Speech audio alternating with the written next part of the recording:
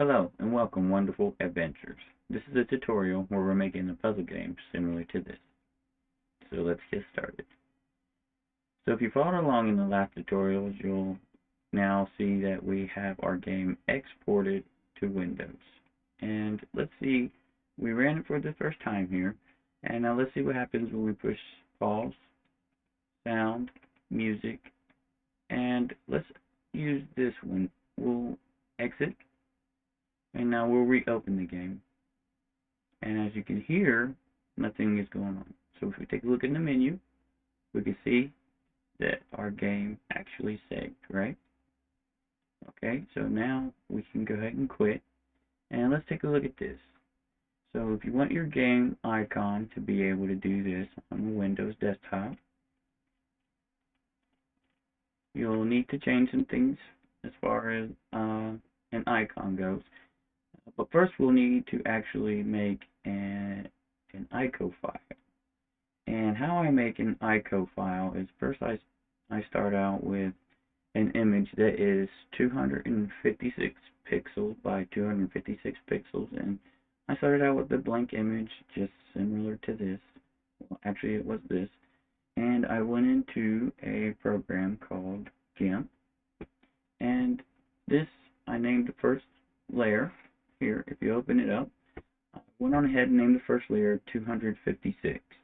And if you open the settings up inside, um, you can see basically, well, you can't see what the actual size of it is by scale, but I'll show you what I'll be doing here with it later on. So basically, it opened it up this image and it opened it up in 256 pixels. So what we want to do is we have to create layers, and this is the only program that I know of that will do it in this manner. So just follow along here and see that each layer I'm going to duplicate this single layer here, and then I'll rename that layer right there, and then I'll right click on it and I'll choose scale layer, and then I'll scale it to 128. Press enter. You'll see that both of them will match up because you want both to be 128. If this is unlocked, then just lock this and make sure that they're both the same. Then push scale, and you can see how it started off in the center. But what we want to do is adjust it. So double click this again and open it up. And now you can see our offset X and Y. We can just put this at 0 and 0. Press OK, and it shifts it up there. And now we want to repeat the process that I said before. We'll duplicate the layer. We'll rename it to the size we want it to be, which is going to be 64 in this one. We'll move it to the top so it can be in front of everything.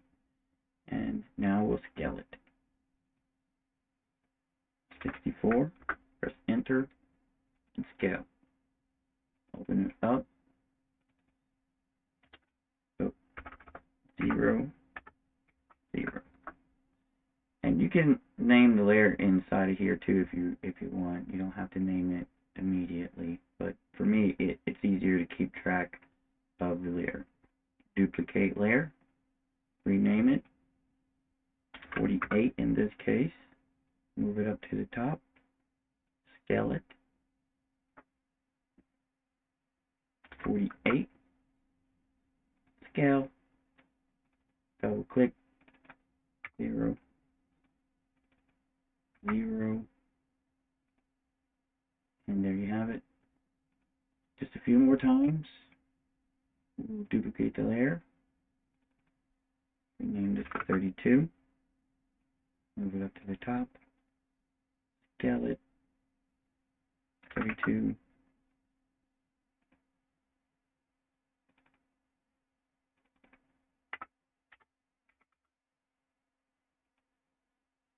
and one last time here. Oops, duplicate that layer. We want to duplicate this layer, 16, move it up, scale 16, scale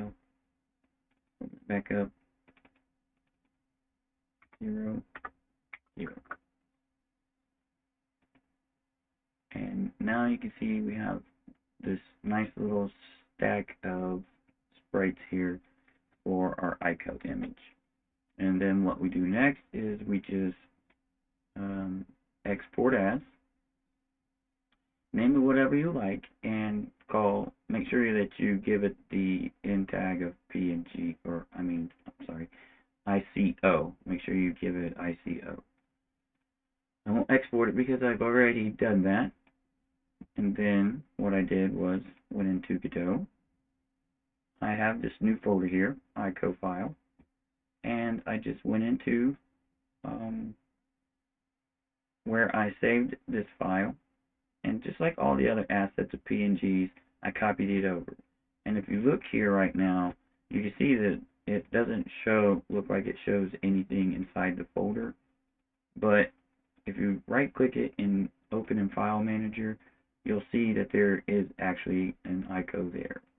And if we go into Project Settings, where we'll be needing to go anyways, go to Project Settings, and we'll go down to Windows Native here inside of Config, and we'll navigate to that folder, Content, Assets, ICO file, and you can see that the file is there. Open it up to have it as our chosen Windows Native icon. And we have one more setting in here in the editor. We want to go to the editor settings and go into Windows in the Export tab. And you'll see here we have something called RC Edit. In order to export Windows icons, you need to have RC Edit. There is a link, and I'll show you a link in the description, but you'll come to this page, and initially it will probably look like this. And what you need to do, if it does, is open the assets here and then download one of these two. Should probably be this one, because most cases for updated Windows machines, they now run on 64, and they're actually getting rid of 32-bit. So I would caution you if you're still running in 32-bit, but it should still be safe to get to 64 or whatever, but make sure it just fits your computer program. So we'll download that, and of course we know how to look things up. We open that file where we downloaded it and stored it into. We open it in the editor and select it in there. Make sure it gets selected. Make sure you save the whole scene. And now we'll go to Export. And when we go to Export, this will probably be blank. And I'll delete that so you can see. And what you do is you just push Add, go to Windows Desktop, and now you have it. And in the docs, it cautions you about exporting with embedded PKC or PCK checked, but typically I do anyways, and I haven't experienced any difficulties. So I just wanted to give you that warning. And we'll scroll down here. If we didn't set it in project settings, we could set the icon here, and it would be just fine. In here, if you do anything in here, you have to be specific. It can't be different than the requirements that are here. It's like it's really only 4 digits.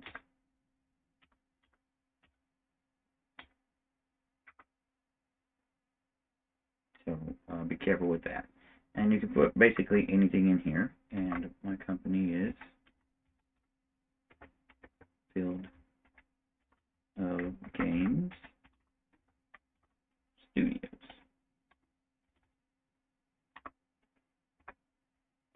The game name is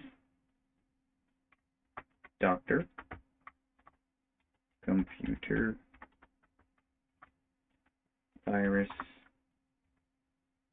When you spell computer right, computer virus puzzle game. We'll just make the title very specific. I don't know what that word is. So I promise you. File description. We can actually give it a file description, and I will. A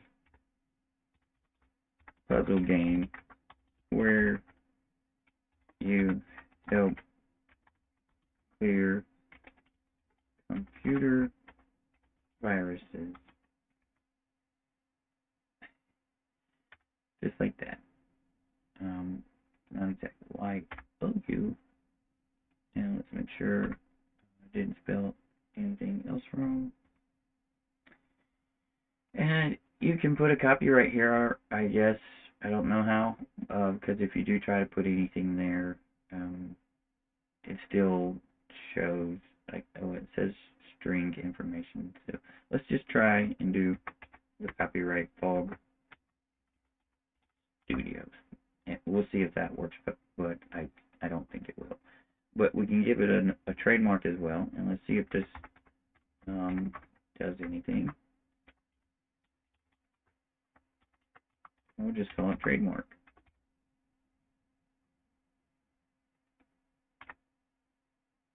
And it says string file information. So this is probably supposed to point to some string file maybe. So it probably won't work either.